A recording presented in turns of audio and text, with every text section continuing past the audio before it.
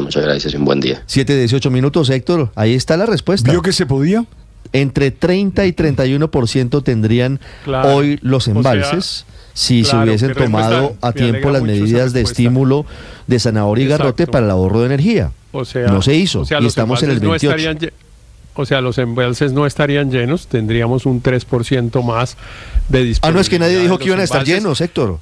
Pero sí vamos a aguantarlo, el racionamiento. Que aguantaría, dijo nuestro entrevistado, para una semana, por mes. Cual es bastante, por supuesto. Una semana por mes. Una semana por mes. Lo cual es bastante, por supuesto, sí. Quizá pues lo hubiéramos podido haber hecho 3 meses y entonces tendríamos un nivel de los embalses en 32 o 33%. Me parece bien, digamos, que pongamos en la verdadera dimensión la gravedad de la omisión, porque yo estoy con ustedes, digamos, y con todo el mundo que dice que hubo una omisión, una tardanza de parte del gobierno en tomar algunas medidas. Mi pregunta siempre era, bueno, ¿y eso qué tan grave ha sido y cuál es la relación de causalidad entre una y otra? Porque claro, el ahorro, nos lo acaba de contestar nuestro entrevistado, efectivamente, ahorra agua un poquito, sí, y nos alcanza para un poquito más. Ahora, las otras medidas que se están exigiendo, que son medidas, digamos, regulatorias o el aceleramiento de algunos proyectos de generación, pues ahí todavía nos falta saber si esos proyectos hubiesen estado disponibles ahora o más tarde, porque por ejemplo hay unos de energías eólicas que se pararon por faltas de licencias y de acuerdos con las comunidades. Mi pregunta es, si se hubiera hecho eso en forma oportuna, ¿los tendríamos ya disponibles? Porque yo entiendo que un proyecto de generación es una cosa que dura años, ¿no? Incluso los de generación de paneles solares y eólicos. Eso para medir la magnitud, insisto, de la omisión, para no quedarnos simplemente rasgándonos las vestiduras, sino entender adecuadamente el problema. Le agradezco mucho, Ricardo, que le hubiera preguntado a este Héctor, experto solamente y nos hubiera sacado de la duda. Este era un paréntesis, Héctor, porque realmente llamé al doctor Castañeda para preguntarle exactamente qué tan efectivo podría ser un día cívico como el que decretó ayer el presidente Petro, supuestamente para ahorrar energía y para ahorrar agua. ¿A usted le gustó la medida, Héctor? No, primero a mí me gustó, fue un trino que leí de una persona que lo resumió bien, que dijo, si lo hubiera hecho un alcalde sería una alcaldada. Me parece bien ese resumen. No, yo creo que es una cosa abusiva del presidente, además de ilegal, en fin, es abusiva porque haberlo asociado al tema de que hoy sea 19 de abril, que es, pues digamos, la fecha a la cual está asociada el movimiento guerrillero al cual el presidente perteneció, y que hubiera dicho en las justificaciones en sus trinos que este es el día de la rebeldía, etcétera, pues parece realmente más una decisión de carácter político, dirigida a generar un efecto político y no de verdad a producir el efecto de reducción del consumo de energía y agua, que era lo correcto. Entonces a mí me parece realmente un claro abuso. Además de que eso de día cívico, yo estuve indagando, Ricardo, la verdad es una categoría que no existe. Día cívico no está definido en ninguna parte, y en ninguna parte dice que en el día cívico la gente deja de trabajar. Eso pues lo hemos usado cuando le gana la selección Colombia-Argentina, y en otros eventos decretamos día cívico el 6 de para septiembre, decir, bueno, vamos a ser un poquito flexibles. El 6 de pero septiembre a mí esto del 93, realmente me pareció, después del 5-0 con Argentina. Lo decretamos día cívico. El expresidente pero Uribe, me pareció un abuso del presidente, y yo espero que el Consejo de Estado además lo declare nulo. Yo entiendo que ya el doctor Germán Calderón España lo demandó ante el Consejo de Estado. Ricardo, hoy estará radicando la demanda, es que no solo y es el eso, Consejo, es que es el día porque además el presidente pero es que eso ya lo vuelve claro, como pero y el permítame 19 de abril mataron una a José última Raquel cosita Mercado también, ¿no? Déjeme decir una última cosita. Me parece que el presidente cometió un error en términos jurídicos adicional al abuso, digamos, y es que lo volvió además permanente. Entonces es todos los años, y eso facilita el control, porque si el día cívico hubiera sido de un solo día, el Consejo de Estado probablemente, cuando le llegara el momento de la sentencia, diría, bueno, eso ya pasó, yo ya no me pronuncio. Pero como esto se mantiene en el tiempo, el Consejo de Estado se va a tener que pronunciar. No es un asunto superado. Alcaldada. tiene tantos vicios de procedimiento, vicios de transparencia, por ejemplo, Héctor. No solamente es, yo sé que esta es una discusión de abogados, Felipe, María Consuelo, oyentes, pero no solamente es lo que dice el doctor Calderón España en torno a lo que significa que el Congreso y no el gobierno es el que decreta cuáles son los días festivos o cívicos, sino que hay una norma del 2014 de transparencia, mientras nos estábamos adecuando para entrar a la OCDE, que señala que todos los decretos deben ser publicados con un tiempo prudencial de consulta antes de ser firmados. Es decir, que tendría que haber sido subido a la página de la presidencia por lo menos un día antes para comentarios antes de su firma. Y no se hizo. Así que esto, por donde se le mire, tiene posibilidades de que se caiga en el Consejo de Estado, María Consuelo. No, es que además de los vicios de forma, de procedimiento, el tufillo de abuso, es una medida improvisada, porque obviamente nosotros llevamos aquí semanas pidiendo medidas, pero medidas que efectivamente vayan a tener un resultado en la crisis energética que está por venir y que estemos a puertas de un racionamiento. Entonces, esta medida es improvisada. Calcule si por ejemplo, una mamá con unos hijos y el tema de los colegios pueden manejar un día si le avisan con 14 horas de anticipación el presidente, pero además con el argumento de que lo que va a pasar es trasladarse el consumo a las casas, o sea, ya no lo pagan las oficinas y los despachos públicos, ni los colegios, sino las casas de los hogares de los colombianos. Imagínese usted, por ejemplo, en el Atlántico, María Consuelo. No, los niños de los colegios nacionales o departamentales en el Atlántico, que anoche el gobernador Eduardo Verano dice, yo me sumo, entonces ¿qué van usted, a hacer? ¿qué hace la mamá de los niños a las 9 de la noche? Correcto. Muchas veces madre soltera.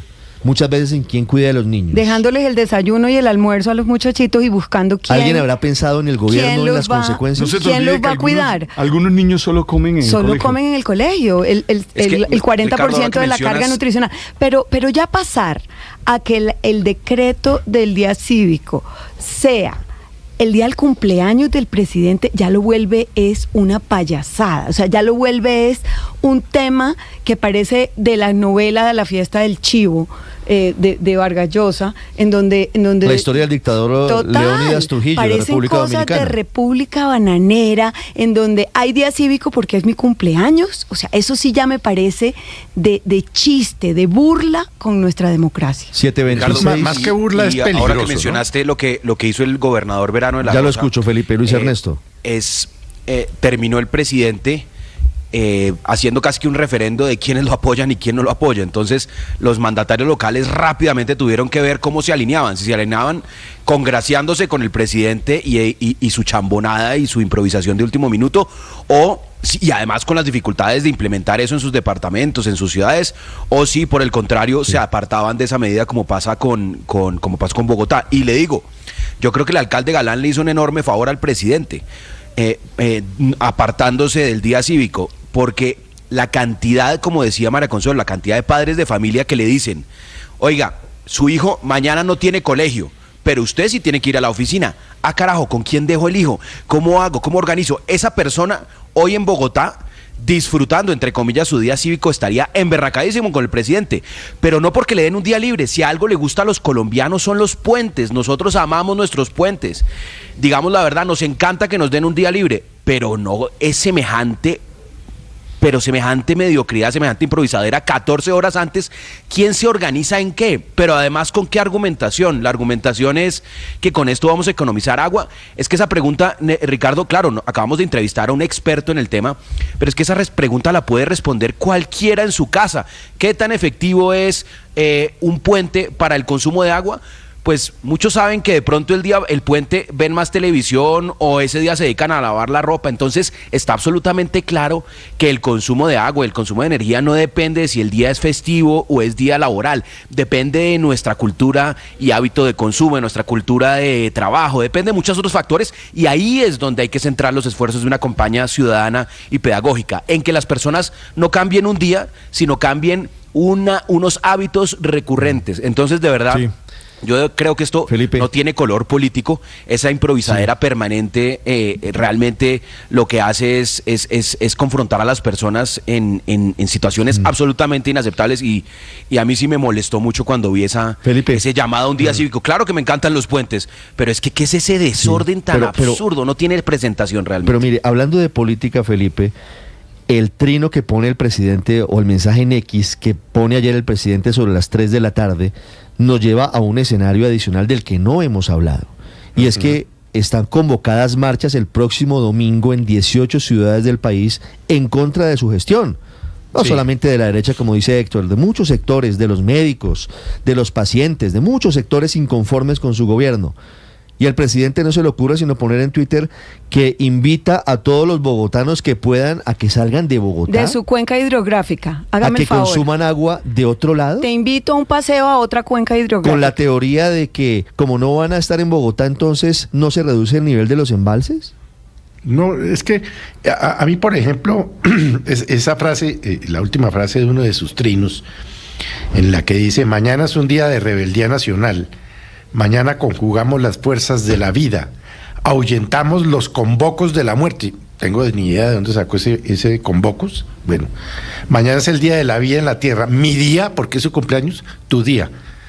Qué barbaridad, uno no sabe qué pensar. Pero además, Felipe, citando Ricardo, el tráiler del vuelo 601, serie de Netflix, que se escenifica en los años 70, que muestra cómo fue el secuestro de un avión en Colombia. Luego corrige, pero el presidente, el trino inicial lo publica sobre ese tráiler, lo cual también deja preguntas, Aurelio. Ricardo, yo creo que ya a la altura de la discusión, pues ese decreto no tiene ni un sustento jurídico, como lo ha aclarado Héctor Riveros, ni un sustento técnico serio, como lo dijo el doctor Castañeda del ANDEC, ni un criterio político positivo para el país. Es evidente que el decreto trata de interferir, por decirlo de alguna manera, sobre un gran movimiento que se siente para el domingo 21 en contra del gobierno, en protesta con el mal gobierno de Gustavo Petro, y no tiene ni siquiera un buen componente social, porque crea a las familias y crea a los hogares muchos más problemas de los que resuelve. Yo creo que esto, compensándolo un poco y compendiándolo un poco, podría uno decir: este es el tipo de gobierno que Colombia tiene hoy. Me parece que hay que ir más allá del análisis del decreto del día cívico y poner, digamos, en evidencia si este es el gobierno que hoy tenemos. Además, pues, de las salvedades que tienen que ver con el M19 y con el cumpleaños de Petro, pues, que eso sí, pues, sobrepasan, derraman la copa. Pero yo creo que a mí lo que me permite este decreto es sentarme y reflexionar y decir: este es el gobierno que tenemos, nos merecemos este gobierno. La pregunta que yo me hago realmente es esa, más allá de todas estas implicaciones que aquí hemos comentado con mucho tino. 7:31 minutos, en segundos hablamos de lo que está ocurriendo hoy en el país con los embalses, en segundos hablamos de lo que está pasando con las universidades privadas en Colombia. Antes, para finalizar, Daniel. Ricardo, en cuanto a las formas, ese tema al que nos trajo Gustavo Petro la semana pasada, fíjese que el anuncio del día cívico se hizo en el marco de una ceremonia con la fuerza pública, y anunciar, digamos, que se va a celebrar o se va a conmemorar un día que tiene mucha relación con el M19, yo creo que es una afrenta y una burla a las víctimas de este grupo guerrillero que tanto daño causó. Y es un acto narcisista en el sentido de que también es el cumpleaños del presidente. Entonces yo creo que por donde se le mire, el decreto, las formas, no se publicó con el tiempo necesario para recibir comentarios, etcétera, pero también es una burla a las fuerzas militares y a las víctimas del M19 decretar un día cívico a las patadas y honrando en parte a un grupo guerrillero y en otra parte a su cumpleaños. Ese es un acto narcisista.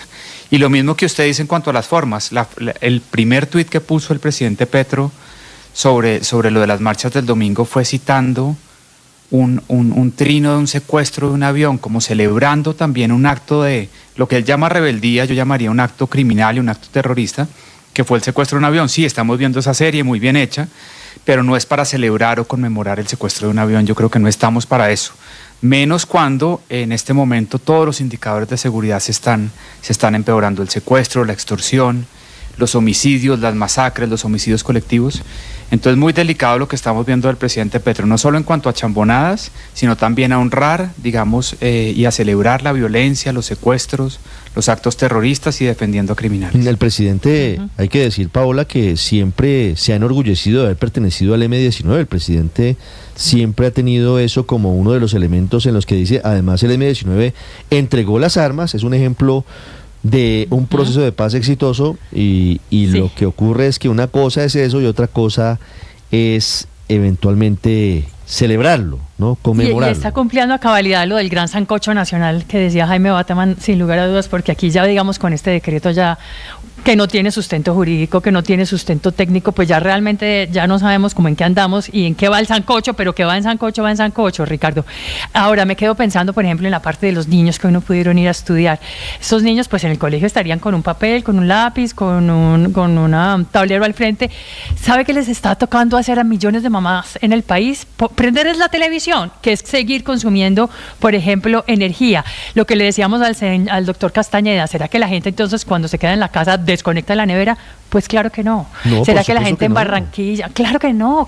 ¿Esto cómo contribuye en algo? Pues no, y lo que genera es todo un despelote, lo que genera es que en la vida diaria de millones de hogares, sí, que hoy no saben qué hacer, que los muchachitos y las señoras de todas maneras tienen que ir a trabajar porque el comercio sigue funcionando, la industria sigue funcionando, entonces ¿cómo hacemos? Pero entonces peguémoslos todo el día a un aparato de televisión a ver si así se entretienen y de todas maneras que sigan consumiendo. Pero además una cosa, sí, es un sancocho que no tiene nada que ver con el sancocho nacional que planteaba Bateman en medio de lo que significaba. Bateman planteaba el sancocho nacional como una unión de voluntades en torno a sacar adelante a Colombia a pesar de las diferencias, unir sectores políticos, buscar acuerdos y consensos. Aquí hay un sancocho, pero de otro tipo.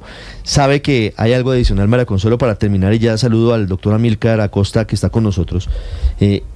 La manera en la que esto termina convirtiéndose en un elemento que muestra cómo el presidente no logra consensos en torno a sus iniciativas, es decir, ni la rama judicial, ni el Congreso de la República, o al menos el Senado de Colombia, ni los principales las principales ciudades del país, porque no lo prepara, suman porque se apartan, pero ¿sabes claro. por qué? Porque se improvisa, porque no hay una reunión previa, porque no hay una discusión, porque no se ahondan en argumentos. Si se hiciera eso, es posible que se construya consenso, pero si de la noche a la mañana por un Twitter Ricardo, o tú lo dices ayer, pues pasa eso. ¿Será que el presidente se le ocurrió varios lo del día gobernadores, cívico varios en el alcaldes, discurso, por ejemplo? Ayer varios gobernadores y varios alcaldes estaban esperando que saliera el decreto en firme para ver realmente qué alcance tenía, porque lo primero que circuló fue un decreto sin firmas. Entonces los gobernadores dicen, oiga, yo no sé si esto tiene impacto sobre los colegios públicos, sobre los hospitales públicos, y cuando ya salió el decreto final es que pudo pronunciarse, por ejemplo, el alcalde Galán y decir, sí, mañana hay colegio, pero es que eso pasó a las 6 de la tarde. Ricardo, ¿quién se organiza? ¿Qué mandatario se organiza? ¿Qué familia se organiza? Así sea para buscar otra cuenca hidrográfica, no. De verdad parece eso de la cuenca hidrográfica es un mal chiste, total. No, o sea, pero además, ¿quién se organiza en 3 horas? Claro. Es que realmente, insisto, es importante que haya medidas pedagógicas, instrumentos como los días cívicos, instrumentos como las campañas para cambio de hábitos, todo eso es válido, pero tiene que tener un mínimo nivel de criterio, de preparación. Realmente esa improvisadera es lo que es un sancocho de improvisación. Y de empatía, porque parece que el presidente se le olvidara que la gente no puede, la población bogotana por lo menos, que fue a la que invitó en el primer trino, no puede salir de fin de semana con la facilidad de listo, no fuimos de puente como si desconociendo los índices no es coger de el helicóptero presidencial e irse para la casa de huéspedes ilustres en Cartagena. Hay gente que no sabe con qué van a almorzar el domingo, mucha en Bogotá. Entonces, él le parece que vámonos de puente como si eso fuera exclusivamente una medida para las clases altas y las clases para medias altas. Para los blanquitos ricos, de los que tanto denosta el presidente Petro. ¿Qué clasismo? 738, un decreto que es un decreto muy, muy pobre en su extensión, son apenas 3 páginas con firmas, en donde no hay un sustento técnico de cuáles son las condiciones que llevan a decretar este día cívico. En segundos voy a Europa. Hay una situación difícil a esta hora en el consulado de Irán en París. Antes, hablando de la crisis energética, hay una carta de 14 exministros al presidente Petro diciéndole que está solo en sus manos la posibilidad de salir adelante y evitar un racionamiento de energía. Camila Carvajal. Sí, señor Ricardo, 2 páginas tiene esta carta que acaban de enviar 14 exministros de Minas y Energía. Encabeza Amílcar Acosta, pero también está Germán Arce, Mauricio Cárdenas, Tomás González, Carlos Martínez, Luis Ernesto Mejía, María Fernanda Suárez, Ramiro Valencia, Juan Camilo Restrepo, por mencionarles solo algunos de estos 14 exministros que firman la carta, en la que lo primero que se preguntan, Ricardo, es si el gobierno, comillas, está preparado en cabeza de la Superintendencia de Servicios Públicos y el Ministerio de Hacienda para asumir una intervención de un número significativo de empresas sin afectar la calidad del servicio y sin que se ocasionen los elevados costos fiscales que trae una intervención. ¿Por qué llegan a ese punto? Porque le dicen al presidente de la República, Gustavo Petro, que aquí el problema no solo es de los embalses, que 17 comercializadores que atienden casi el 40% de la demanda de energía en el país siguen teniendo serias dificultades financieras que podría contagiar a 19 agentes adicionales y generar así una deuda en la bolsa de energía de 827 mil millones de pesos. Dicen además en esta carta